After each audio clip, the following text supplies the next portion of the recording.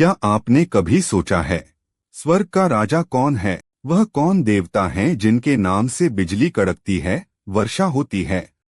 वह हैं देवेंद्र, इंद्र देवता, शक्ति, वीरता और स्वर्ग शासन के प्रतीक। पर क्या आप जानते हैं, इस देवता की कहानी सिर्फ विजय की नहीं, बल्कि संघर्ष, भय और मानव स्वभाव की भी है।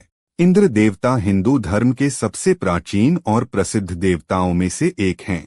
ऋग्वेद में जिनका सबसे अधिक उल्लेख मिलता है, करीब 250 बार से भी अधिक। वह देवताओं के राजा हैं, वज्र के धारक हैं और वर्षा तथा बिजली के अधिपति। इंद्र का अर्थ है प्रभुत्व, श्रेष्ठता और नेतृत्व।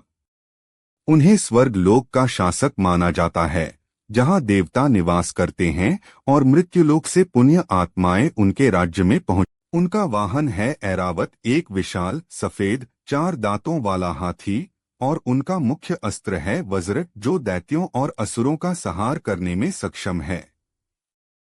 वज्र का निर्माण ऋषि दधीचि की अस्थियों से हुआ था, जिन्होंने देवताओं के लिए अपना शरीर त्याग दिया था। इंद्र को मेघों का स्वामी कहा गया है। जब वह प्रसन्न होते हैं तो धरती पर वर्षा होती है, और जब क्रोधित होते हैं तो सूखा पड़ता है। कृषि प्रधान भारत में इंद्र की पूजा इसलिए की जाती थी ताकि समय पर वर्षा हो, फसलें हरी रहें और जीवन समृद्ध बने। इंद्र देव की सबसे प्रसिद्ध कथा है वृत्रासुर वध की। यह कथा केवल एक युद्ध नहीं, बल्कि अच्छाई और बुराई, प्रकाश और अंधकार के संघर्ष की प्रतीक है। कथा के अनुसार असुर वृत्र ने स्वर्ग और पृथ्वी के बीच की सारी नदियां और जल रोक दिया था। धरती सूखने लगी, जीवन समाप्त होने लगा। देवता भयभीत होकर इंद्र के पास पहुंचे और कहा, हे इंद्र, केवल आप ही इस संकट से मुक्ति दिला सकते हैं।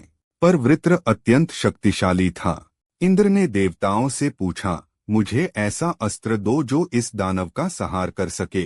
तब देवताओं ने ऋषि दधीचि से सहायता मांगी। दधीचि ने निस्वार्थ भाव से अपनी हड्डियां दान दी। उन हड्डियों से विश्वकर्मा ने वज्र बनाया, जो अजेय था। वज्र हाथ में लेकर इंद्र युद्ध भूमि में पहुंचे। वृत्र ने गर्जना की, हे तू मेरा जल नहीं ले जा सकेगा। इंद्र ने कहा, सृष्टि को जल चाहिए और तू इसका अपहरण कर रहा है। युद्ध प्रात बादल गड़गड़ाए, बिजली चमकी और इंद्र ने अपने वज्र से एक ही वार में वृत्र का अंत कर दिया। वृत्र के मरते ही नदियां बह निकली, वर्षा हुई और जीवन पुनः हरा भरा हो गया। इसी कारण इंद्र को वृत्रहन अर्थात वृत्र को मारने वाला कहा गया।